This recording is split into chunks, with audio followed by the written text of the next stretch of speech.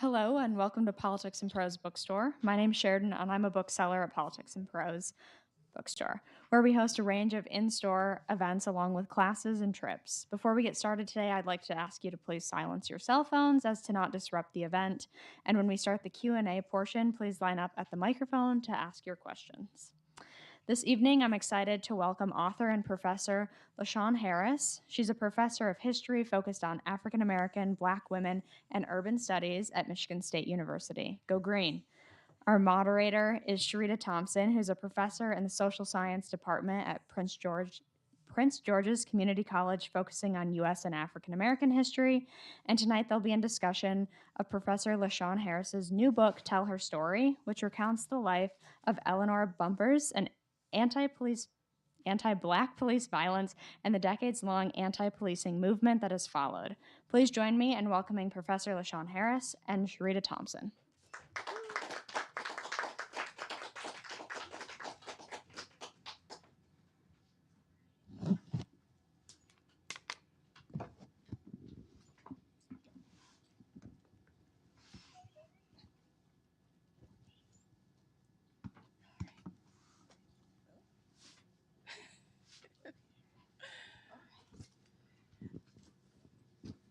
Good afternoon, everybody.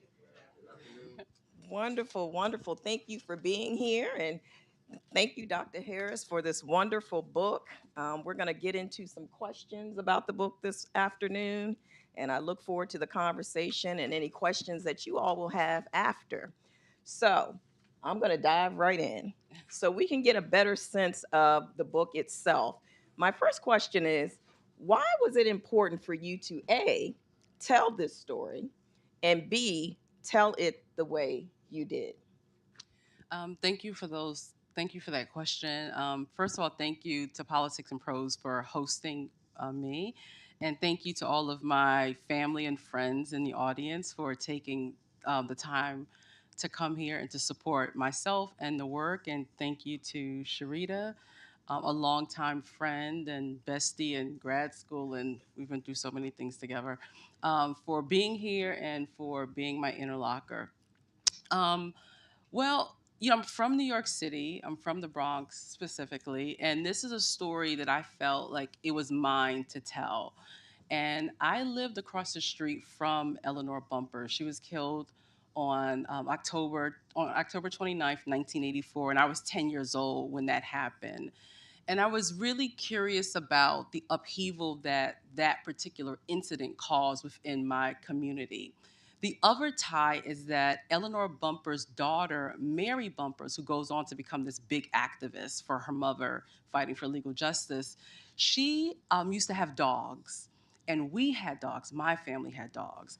And we would walk our dogs. So we were friendly neighbors. I don't, of course, remember those things, but my mom would just tell me these stories about us walking our dogs, and kind of chit chatting with Mary Bumpurs. And the other reason why I felt it was my story to tell was because during that particular time in the 1980s, many police brutality victims had been so demonized by the public. They still continue to be demonized. And I felt like this was a time to really talk about the different ways in which Eleanor Bumpurs, as well as other police shooting victims, had more complexities in their lives. I wanted to kind of give a more nuanced perspective on her. When the public meets her, it's at the moment that she dies. And I felt like it was more important to kind of humanize her and tell the stories that her family knew about her. The book is divided into three parts. I know I'm going on and on, but the book is divided into three parts. The first part of the book talks about that pre-life prior to her dying at the hands of police. The second part talks about the protest movement, the launch of that movement between 1984 and 1987, when Stephen Sullivan goes to goes to trial. And the last part of the book is the legal justice fight. Having that case go to court. And I divided it up in that particular way because I thought it was important to kind of talk about the genesis of that movement, that social justice movement. And really, the Eleanor Bumpurs case is, I would say New York City's first iteration of a Say Her Name campaign. So we know Kimberly Crenshaw's Say Her Name campaign emerges in 2014, which is to uplift the voices and the stories of Black women who were killed at the hands of police. And really, for New York, this is that case. There have been other people who had been killed at that particular time, but this particular case galvanized not just folks within my community in the Bronx, but throughout the city, Brooklyn, Manhattan, Queens, and even outside of New York City. Okay, thank you for that answer. You covered some of the stuff that I'm still gonna ask you, but Okay. we're gonna keep moving. Sorry. I'll just repeat. So my next question is, you leaned in on culture a lot for this study. So the blues of Ma Rainey and Betsy Smith, other artists like Duke Ellington and Marvin Gaye, Grandmaster Flash and the Furious Five, the literature of Richard Wright and James Baldwin. What convinced you that you need an interdisciplinary approach with this particular project? That's a great question. My first book, I was trained as a historian at Howard University. Actually, one of my professors is here. Thank you, Dr. Mefford, for being here. So I was trained as a historian. But with my first book, I engaged in interdisciplinary methodology because of the limitations of sources. And I felt like going into this particular project that I needed to do the same thing. The sources, when it comes to Eleanor Bumpurs, are scant. And this is a working class Black woman who did not leave a whole bunch of records behind. And in order to capture some of her, perhaps her thoughts, perhaps the way she thought about the welfare system, perhaps the way she thought about housing, I felt like I needed to kind of draw on some of those other voices that were kind of emerging during the 1980s. The other reason why I kind of chose to kind of look at, focus on those particular writers that you mentioned was I wanted to really get a sense broadly of the different voices that were really saying things about New York during the 1980s. So Baldwin is still alive. Rick James produced a song in 1981 called Mr. Policeman. So I wanted to kind of get a broad feeling about like the city and what people were saying, what they were thinking about the city. So I felt like sticking to quote unquote traditional historical methods was limiting for me. So that's why I chose to do that. Okay, thank you for that. Okay, so my next question is, you talk about what Eleanor Bumpurs left behind when she parted ways with Lewisburg, North Carolina, and joined the millions of Black folks who left the South and migrated to cities across the country. Of course, and most importantly, she left behind her daughter. But you also mentioned other things that she gladly parted with, specifically the stigmas that might dog a young single Black woman. Can you talk about that? And were those same stigmas absent from Black women's experiences in the northern city that she ended up in? Thank you. So Eleanor Bumpurs was born in 1918, and she's from the South. She's from Lewisburg, North Carolina, and she becomes a part of that second Great Migration during the early 1940s. So when we tend to think about migration, we tend to think about those kind of push and pull factors of jobs or people are going up for better housing, that sort of thing. And she decides to go to New York City because she had just been released from jail.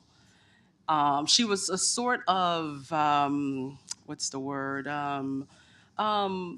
Just a working class woman who had got caught in the legal system. And it was a small town, and there was, a lot of chatter about her.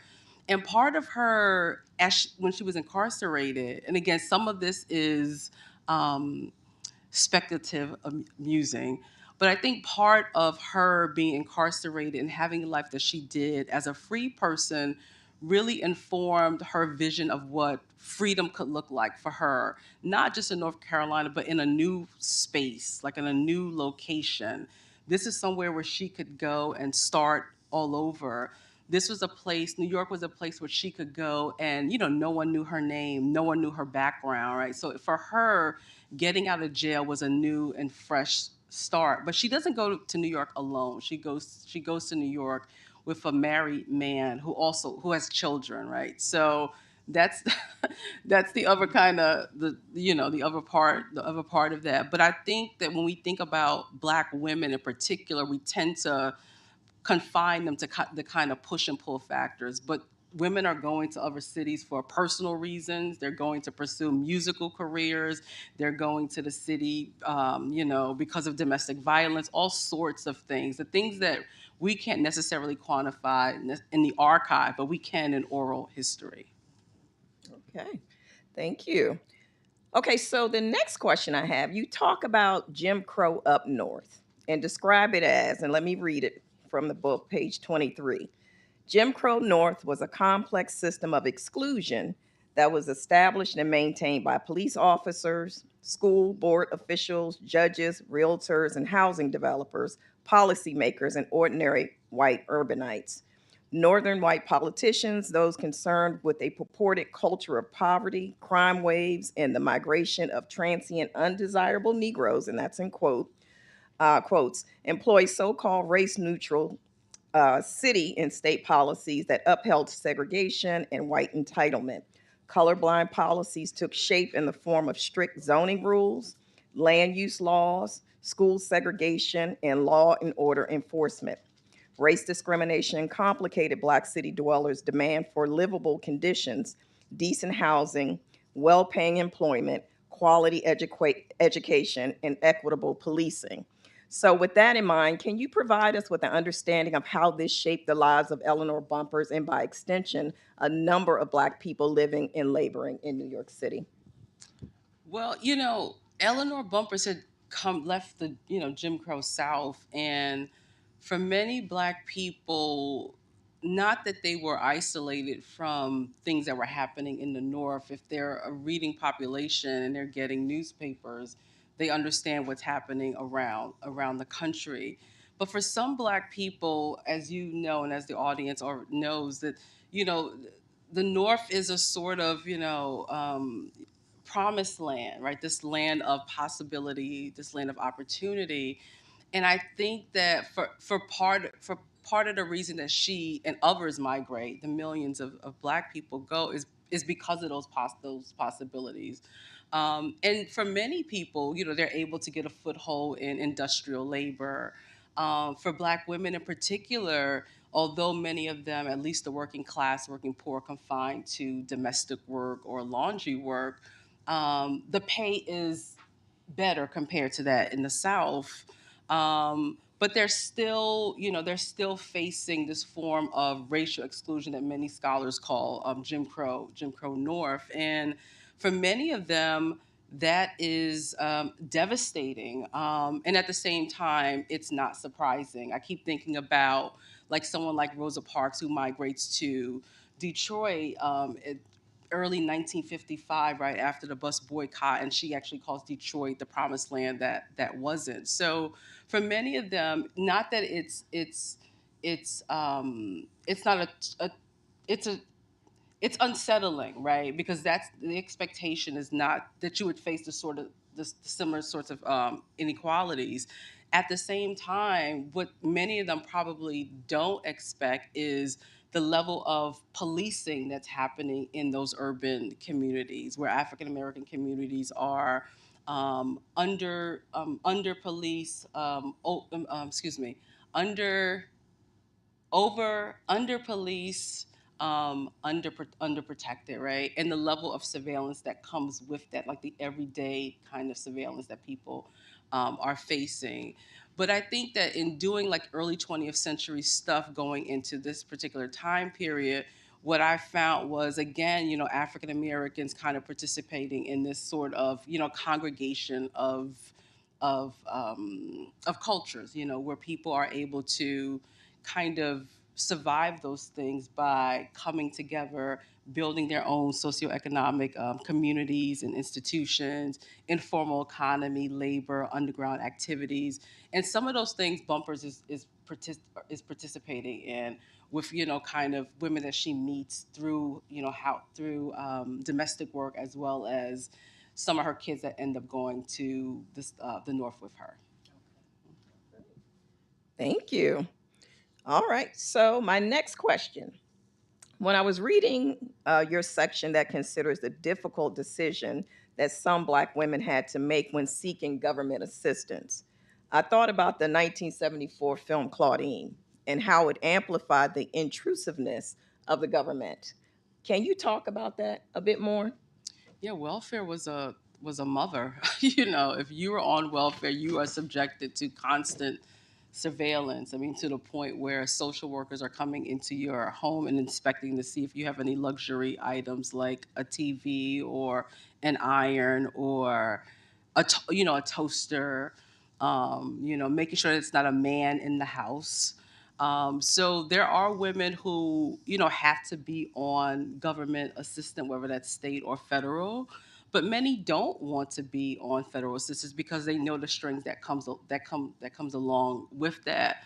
And Eleanor Bumpurs is not on government assistance until like the 1950s, mid 1950s, and that's because she is sickly, and she has to eventually start taking Social Security. So welfare is a double-edged sword for Black women. I mean, it's to the point where if a Black woman gets pregnant, she has multiple children, welfare social workers are encouraging them to abort their children's.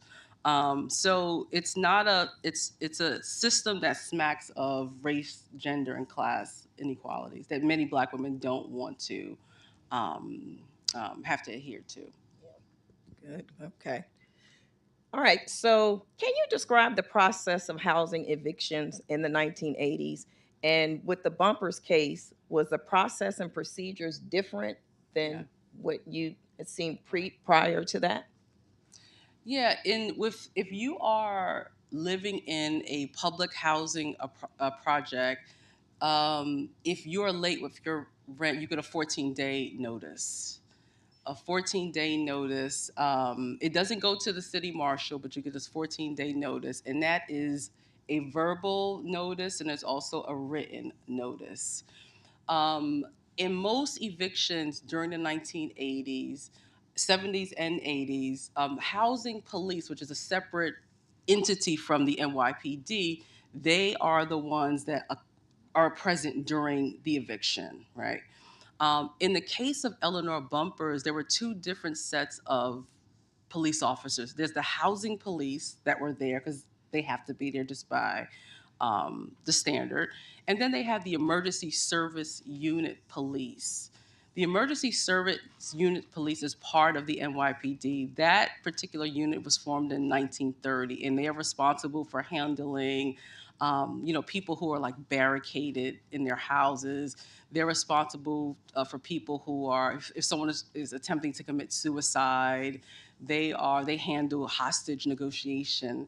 It's not, and they also are people who are trained to carry a lot of weapons, so a shotgun, tasers, that sort of thing. They don't start handling cases of mental illness until about 1979. There are two fatal police shootings in Brooklyn, where two people are killed by the police during a mental health episode. So in 1979, that particular unit takes on those particular tasks. So in the case of Bumpers, when she's being evicted, that hallway is filled with a few social workers, the housing authority police, and at least 6 or 7 emergency unit police. And with them, they have the tasers, they have shields, and they also have they have a shotgun. So that's the reason for a lot of the weaponry. One of the big questions about this particular case was, did it take a shotgun? Like, why did the police have so much weaponry? And it's because they were trained to have that weaponry. They went into all of their evictions with all of those weapons at their disposal, just in case. And they also went in like that because there were these rumors that were really spread by the housing authority that Bumpers was a violent person, that she was a lie thrower, hot grease on people, that she was someone who always carried a knife, which she did. The knife was like a security blanket for her, really. So they have this kind of perception that this was going to be a quote unquote messy job. So this is why the housing police calls that special police unit. So based on what you said, then that would not have been normal if that information had not been circulating about her. No. I mean, she probably, if there was no manufactured tropes of mental health issues, which she did have, but the violence that she allegedly ensued upon other people, then no, that police unit probably would not have been there. But she is already marked and dead before the police get there, because the housing authority, as well as the social workers of New York City, the Human Resources Association, they all knew that she had mental health issues. The city had been in the business of paying the rent of people who suffered from mental health issues. In 1983, about a year before she died, they had paid something like $20 million in folks who had been behind in their rent, who had just had a whole bunch of different issues.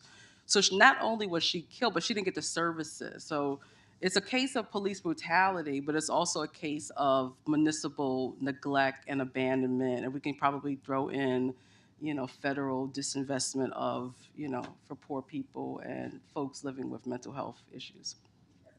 And I'm going to touch on a question so you'll be able to go a little bit more deeply into that. But this is my next question. Reading your description of what happened on October 29th of 1984 was, to put it mildly, difficult for me.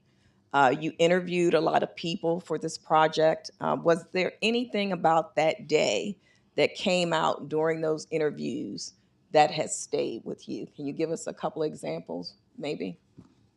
Okay. So on that day, so most people, the newspapers really sketch out that day. And the sketch is that, the police go in, she has a knife, she lunges at them, and they shoot her. What I really wanted to show on that day was the level of compassion that her neighbors had for her. And I also wanted to show what she was doing prior to the police coming into her house, taking the locks off the door, and shooting her right hand, blowing off three fingers, and then shooting her in the chest. And I wanted to show also the level of, how they really orchestrated this event. It's also important to know that there was no post-eviction plan for her. So originally, the housing authority, they wanted her out. They wanted the police to take her to the hospital, but there was no post-eviction plan for her. They didn't care where she went as long as she was out of the house. And that's really important, I think, because if you're someone who lives in a public housing facility and you're evicted, there's no chance of you getting back into a public housing facility. And if you are trying to rent something from someone else and they see that eviction on your history, it's more than likely that you are not likely to get an apartment. But I really wanted to kind of humanize that moment. On the day that she's killed, she's waiting for her daughter to come and visit her. She gets up really early. People in the neighborhood are going about their day. It's a school day. I think it was on a Monday. People are going. I'm going to school. People are getting on the bus. There had been a marathon, I think, a day later, so the weather was really, humid. It was kind of rainy that particular day. And Eleanor gets up. She, kind of tidies up around her apartment, and she's, just waiting for her daughter to come in. And then right outside, there's the eviction parties out there, a few social workers, the cops, and a few neighbors. And when she refuses to come out, there's a woman standing in the hallway by the name of Florence Peaks. And Florence Peaks was her neighbor who lived down the hall.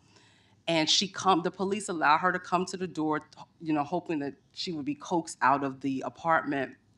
And she says, "Mrs. Bumpurs, please come out. Don't let them take your dignity." And then she says, you don't have to be kicked out in this way. The whole neighborhood should not have to know that you're being kicked out of your apartment. And then Eleanor is like, be quiet. I don't have any neighbors. And she goes back to doing whatever she's doing, which is actually sitting the near her window. And then the police go in. And after they go in, they bring her out. She's still alive at that point. She doesn't die until she gets to the hospital. But they bring her out the hallway, blood all over the place. And the neighbors who are outside, they hear the gunshots. They're, looking from their window. I mean, just devastated, crying. They can hardly believe like what has happened in not just their community, but in their building. So I wanted to bring that that emotional beat to this, because in this particular case, the press, namely like the New York Times, the New York Post, the NYPD they tend to isolate her as if she had no family, as if she had no community. And I wanted to show that even on that day when the most horrific thing was happening to her, as she was dying, that there were people who were saying her name, that there were people who were trying to fight for her, even on that day. So that was why I felt like I had to tell that, frame that chapter in that way. And it's the shortest chapter in the book. It's less than 7,000 words. Mm-hmm. And just to go back to that just a minute, because one thing that stood out to me about your description was the fact when they're bringing her out, you can see, she's not covered, and a lot of people had a problem with that. Yeah, when they bring her out, and it's really the paramedics, when they bring her out, she's shot in the chest. That's the second shot.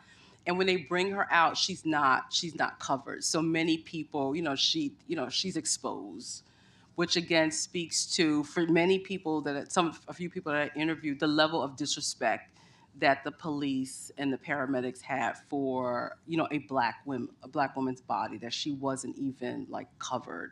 There were also rumors that, she had been, which is not true, but that she had been kind of thrown in the back seat of a police car, which was not true. But again, it speaks to kind of the level of disrespect that they had for her. Thank you for that follow-up. Okay, so my next question. Eleanor Bumpurs showed signs of mental health challenges as early as the 1970s, I believe you said. What resources, as you started to talk about that, what resources were available to she and her family? Were there significant challenges to securing those resources? And after the killing, how were her mental health challenges weaponized to provide cover for the police? And also talk about how the police go on the defense after her killing as well. That's like 10 questions. Okay. That's like 10 questions. You have about 10 minutes. That's like 10 questions. So it's the 1970s, New York. There are hospitals. This is part of the deinstitutionalization of mental hospitals really around the country. But in New York City, they are closing down mental health facilities.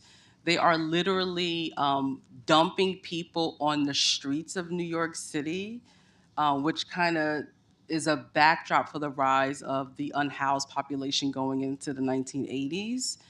And hospitals are only taking like the most severe cases of mental health.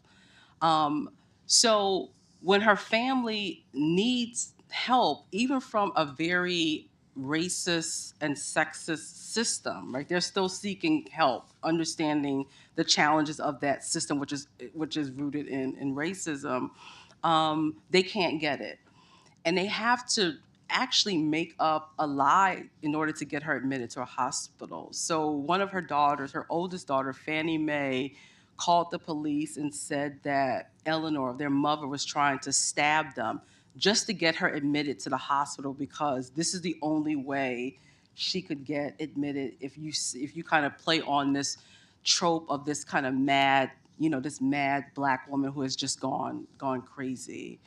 And the other part of this is you have this kind of formal care. I mean, I don't know if you want to call it care or not, but you have this formal system of care, but then the informal care of the family, right? So, for the Bumpurs family, understanding the limited resources, understanding that the city is not going to do what the city's supposed to do for Eleanor Bumpurs and hundreds of thousands of working class people, that they have to kind of have these informal networks of care for their mother, which is, making sure that their mother is okay, taking her to the hospital when they can, making sure that her refrigerator is stocked with food, kind of watching her and keeping an eye on her mood, her demeanor. If she's sad, Mary talked about, taking her out, going to the movies, going to eat, right? So the family has to do a lot of supplementing of care for their mother and really being patient and understanding what's happening to their mother. They can't necessarily put a finger on like what's happening to their mother, like they can't diagnose her, but they know that their mother needs to be close to them, and they know that she needs to that they need to be patient with her, right? And give her as much love and support and attention as they can. And what the police do, as well as the housing authority, is they use the trope, really exaggerate the trope of mental health that she suffered to justify excessive force and deadly force in this particular situation. So all of the newspaper accounts is, the emergency service unit and Stephen Sullivan, this is the man who shoots her, they had to go in this way because this is someone who is boiling lye on her stove, and at any point she's going to throw it at you when you walk through the door. These are things that are printed in the paper to kind of galvanize people to say, yeah, this is what needed to happen. This is someone who menaced children as well as her neighbors with a knife. So it's a way to kind of justify their own treatment of Eleanor Bumpurs. But what's great about this is that you have a host of activists, including her daughter Mary, who fought fiercely for her mother to kind of challenge those tropes and to not let this be swept under the rug, and to make sure that the Bronx district attorney did not see the case in that way and did not frame the case like that when he went before the grand jury. So while the police are going to police and they're going to weaponize her and use her illness as a weapon, the activists were really clear-eyed about making sure that wasn't like that wasn't the narrative about her. Thank you. And so, staying with that, the through line that you just kind of laid out there, was there a racial divide regarding the response to Eleanor Bumpurs' killing in New York City? Oh yeah. I mean, it's 1980s New York, so it's yeah. It's also a class divide too. So within the Black community, let me not say most Black, many Black people had empathy for Eleanor Bumpurs and her family. They saw her as their own grandmother. They envisioned their own grandmothers being gunned down by police. Wilbert Tatum, who was the editor of the New York Amsterdam News, said that, Eleanor Bumpurs was a mother of 7, grandmother of 10. Now she's everybody's mother. Kind of similar to the way we echoed our sentiments about Trayvon Martin. Like Trayvon Martin became everybody's son. Sandra Bland became everybody's sister. Breonna Taylor became everybody's, little sister. The same thing is happening during the 1980s with this particular case. And it's not that people had not been used to seeing Black people die at the hands of police, but a grandmother at 66 who could hardly move her body. I mean, people were completely outraged. Then there were some Black folk who just kept asking the question, well, why was she alone? Like, why does she live alone? If the family understood that she had, some mental health challenges, like why was she off to her own devices, which was not the case. But for the most part, many African Americans could galvanize and get behind this case because this case becomes like a poster child for these larger issues, not just police brutality, but again, municipal neglect, labor issues, the cutting and slashing of, state and federal funds. I mean, this is the age of Reaganomics. So this case really becomes a way for people to talk about long-standing inequalities in New York, things that they have been fighting for decades. And the white community is mixed.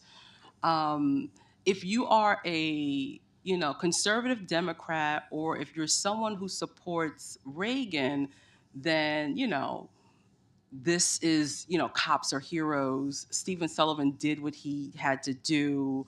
This was someone who was, not in her right mind.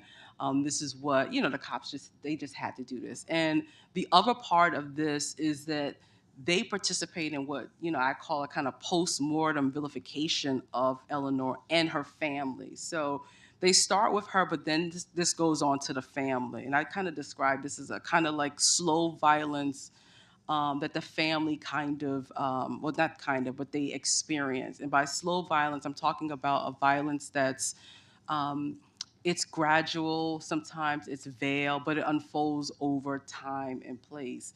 And the family is attacked by, the police union, as well as their supporters. Mary Bumpurs and her sisters are seen as, they said that they deserted their mother, abandoned her. When they sue the city, they kind of imagine them, brand them as kind of money hungry, black women. But it was amongst whites. It's a mix. Those who are outside of New York City, like upstate New York, they are riding for Stephen Sullivan, right? I mean, some even question, like, well, that poor guy who shot that black woman, like, what about his mental health, right? Um, there are all types of things. They talked about, Eleanor Bumpurs was over 200 pounds. So there's, this fat phobia, fat shaming, all of these different tropes kind of mapped on her body, again, to kind of justify this killing and really to make a larger statement about like black women, working class black women in particular. Thank you. So I just have two more questions before we'll turn it over to the audience. Right away, the press descends on your community. Why did this case, and you touched on this, so if you want to add anything, why did this case get so much attention, particularly since you highlight in the book how the NYPD was known for using excessive force, how they came into Black and Latinx communities enforcing these quality of life laws, which extended to invading homes, which of course puts us in the mindset of Breonna Taylor. So why, if you want to add anything to it, why is this case the one that magnifies all of these issues? So one, I think, like I said before, people graft onto the case because of all of these larger issues. She becomes this poster child for all of these different issues. The other has to do with the people that are involved in the case. So the activists are working class, grassroots folk who have been long time, working class, grassroots folks. And then you have some really well-known preachers and politicians involved in the case.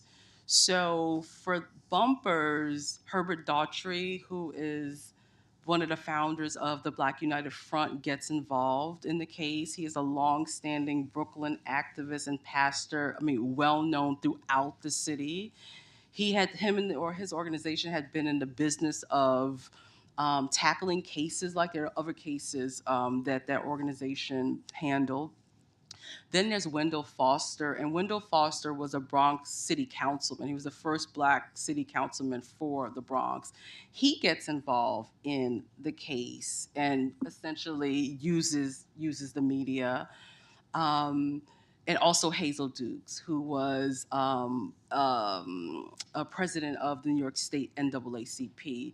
So you really have some important folks involved in the case. Now, I've mentioned another person, Major Owens, who was a congressman from New York City, also involved in the case. So it's kind of like what we see Benjamin Crump doing in these more recent police shootings. Like, they bring all of their resources. So they're bringing the press with them. They're bringing political clout, resources. They're bringing donations to the Bumpurs family, as well as other grassroots organizations that are trying to help the Bumpurs family raise money for the legal defense. So a lot has to do with who's involved. And the last person I'll mention is the district attorney of the Bronx, Mario Marola, who had been known since the 1970s to go after police. He was not afraid to go after police and indict them for excessive force as well as deadly force. So this is I guess we probably will call him like a liberal progressive DA, right? So with that particular case, the family really gets lucky. There's another case that happens in December of 1984, 2 months after Eleanor Bumpurs. A woman by the name of Sharon Walker is killed in Queens, and that case gets no publicity at all, right? Hardly any publicity. A few newspaper accounts. The family doesn't become involved in fighting for legal justice for a whole host of reasons, but they don't get the political clout of someone like a Daughtry or David Dinkins, who was the city clerk at that time. Thank you. So as we wrap up, give some examples of how artists are really weighing in on the Bumpurs case. You know, I don't know if they're weighing in, but they are using their art to kind of shine a light on larger systemic issues in the nation as well as New York. So, I mean, after her death, we have groups, hip hop groups like X Clan, Ghostface Killer from the Wu-Tang Clan. Spike Lee, dedicates Do the Right Thing, which came out in 1989, to Eleanor Bumpurs, Edmund Perry, Michael Griffin, and all those killed by police, by the NYPD. Spike Lee's first film, She's Gotta Have It, I think came out in early 80s. If you remember that film, towards the end of the film, there's a scene with Nola Darling, who's the star of the film, and she's sitting behind her is like a collage, and Eleanor Bumpurs' picture is there. In terms of like kind of political culture, Angela Davis is speaking about her throughout the country. There's a speech that she gives at, I think, Florida State University in 1985, telling her audience about the case. And of course, Audre Lorde's For the Record, for Eleanor Bumpurs. That poem comes out in 1986, and this is a poem about Bumpurs as well as the assassination of Indira Gandhi, who was killed, I believe, maybe I probably have this wrong, but was killed, I think, maybe a day or two after Eleanor. Eleanor was killed on the 29th of 1984. She's assassinated a couple of days later. So many people are, again, using this case to kind of shine a spotlight on larger issues happening in the nation as well as in New York. And throughout the 90s, we see, people echoing her name and tying her to other cases that are happening, not just in New York City, but also like around the country. I mean, if you're talking about police brutality cases or even white violence cases like the 1989 case of Yusuf Hawkins, Eleanor Bumpurs is tied to that case. Even in more recent years, a Black young girl killed in her house just killed in her house in Louisville, Kentucky. Eleanor Bumpurs has been that case. People have tied those cases together. So you see, a lot of political culture and just culture in general being tied to this, going back to this particular case. Okay. So, lastly, you mentioned that Eleanor Bumpurs' case happens literally across the street from your home when you were 10. What did this case teach you about the Boogie Down Bronx, particularly the people of that community? You know, it taught me that like my neighbors and community, like they raise hell, like they are not to be messed with, and I think we know this as historians and scholars, and just by what we see today, that like you have really ordinary people just doing extraordinary things, right? And that's what gives me hope about where we are today, right?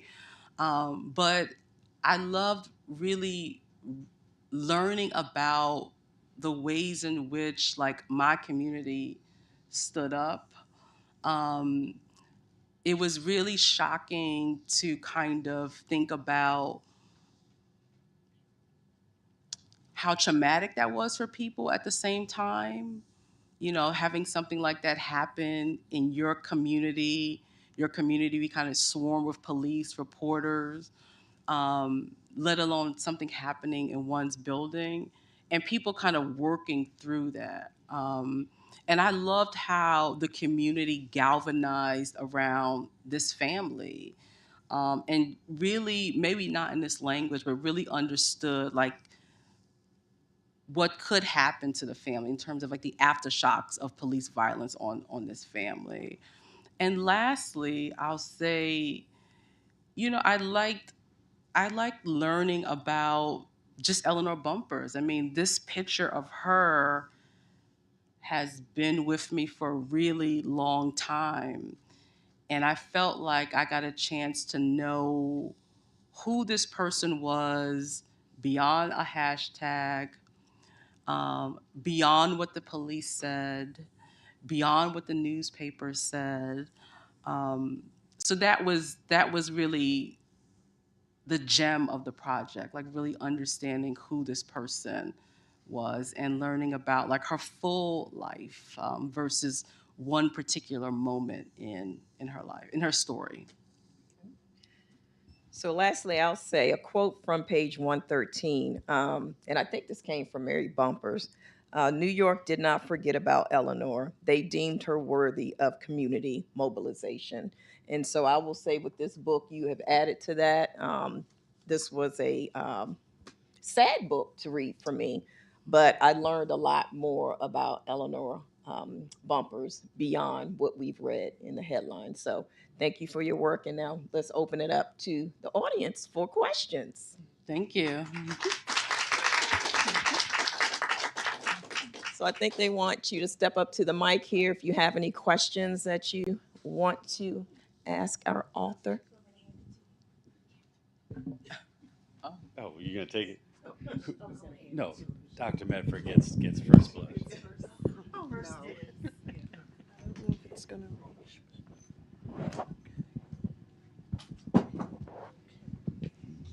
Age before beauty. So, you are interpreting, or you have interpreted, an event that occurs in your neighborhood.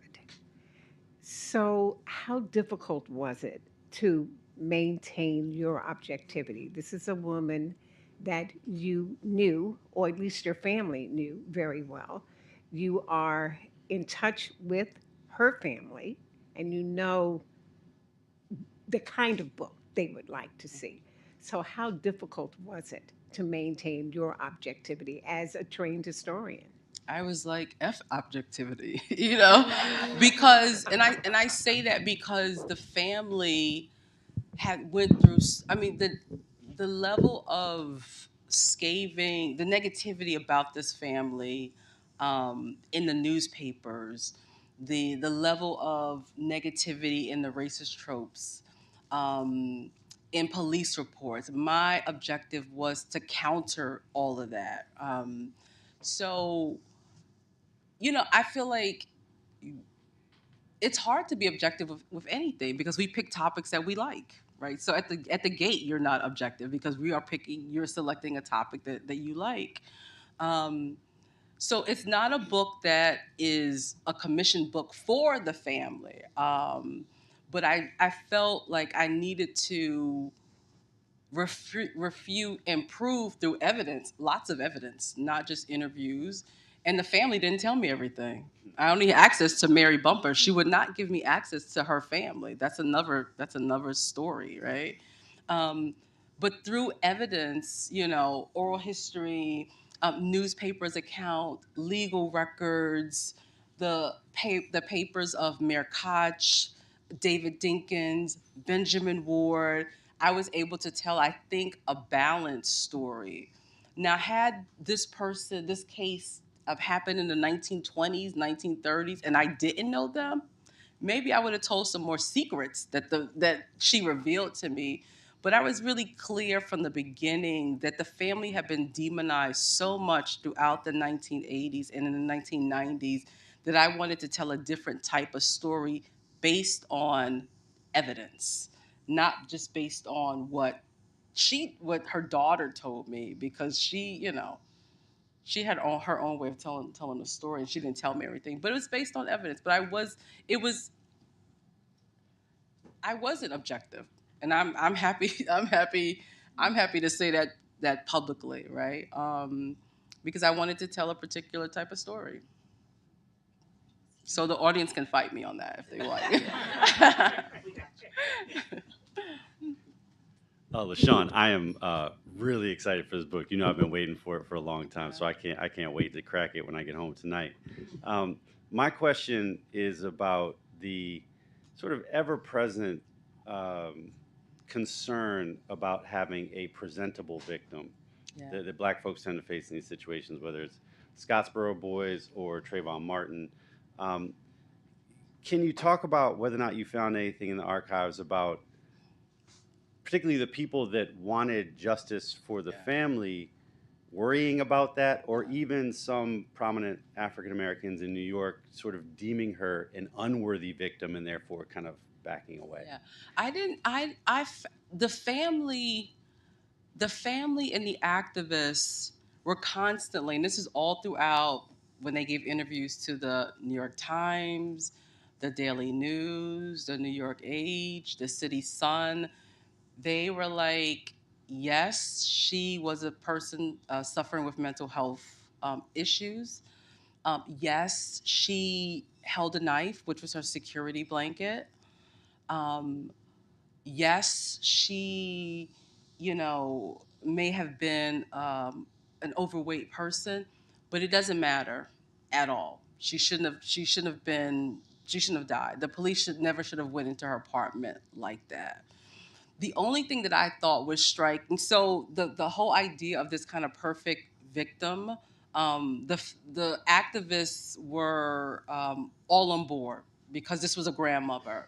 That the one thing that they did use a lot was the trope of being heavy. So every time they did interviews, not the family, but activists like Daughtry, Ruby Dee and Avi Davis were also part of the Eleanor Bumpurs justice movement. There was always these descriptions of this 66-year-old woman who is obese. Like they kept using like those terms.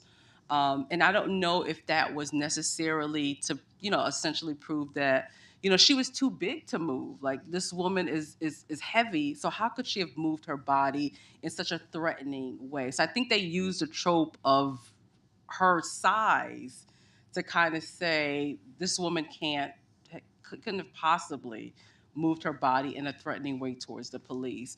But they felt like regardless of however she was portrayed in the media, that had nothing, she still shouldn't have been shot, and that they were ready to defend her. So the whole thing about being a perfect victim, unblemished, was not something that came across in what I read and when I interviewed Daughtry. That did not come across. Thank you. Any other questions?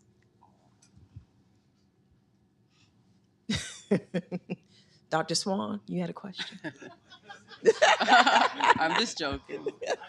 You look like you had something on your mind.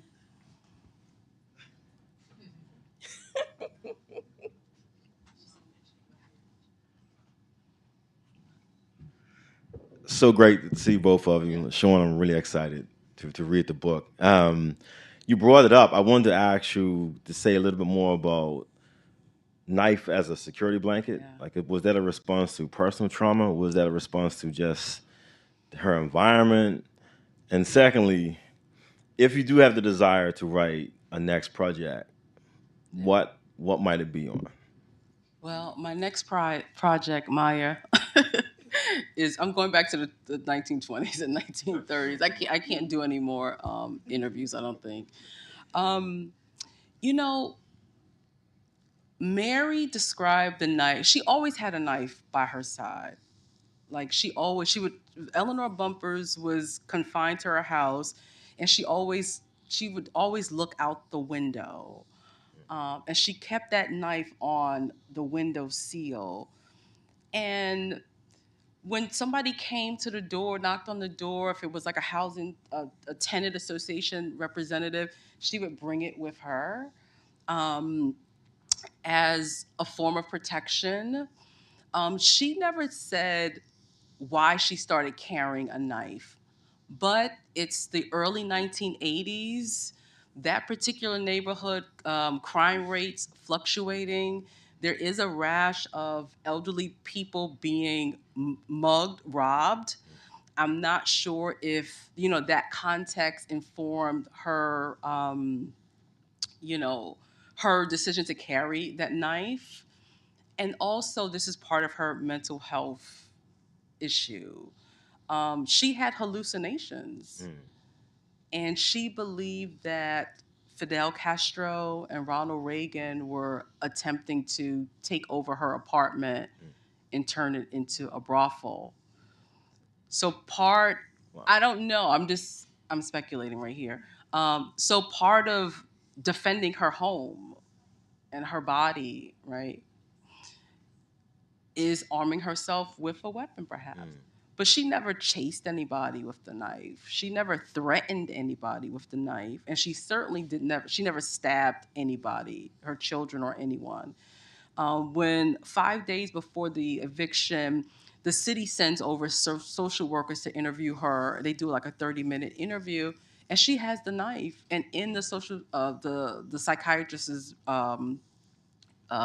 report, he talks about this knife as a security blanket. She came to the door, she had the knife, she let us into the apartment, we sat down, she did not let us, like Black women, you can't go to the back room, you have to stay right here. She had the knife, and he didn't feel threatened at all by it. So it was her way of protecting herself and probably her space. That's fascinating. Thank you. Thank you. Anybody else? All right. Okay. What has been the family's reaction to the book? So Dr. Mefford asked about the family's reaction to the book. So I don't know, because the book just came out a couple weeks ago. I gave Mary Bumpurs, she lives not too far from where I live now. She got the page proof. She's 70-something years old, so I don't think she's read the book yet. The other family that I did not have access to, I mailed them copies of the book. I don't know what their response is going to be, but I hope that when they do read the book that they see that I wrapped their great-grandmother in a lot of love and care, and that, I described like the legacy of what her life meant to not just to New York, but really to the nation. And, they may be surprised that there are stories about their relative that they've never heard. Not like a lot of, shocking stuff, but things I think, you might want to know about your family member. I haven't gotten any phone calls yet from Mary. So I hope they see that that this is like a really loving book and dedication to their relative. Well, I hope they see it that way, because that's the way I read it. So please help me thank Dr. Harris for this wonderful book and being in conversation with us this afternoon. Thank you.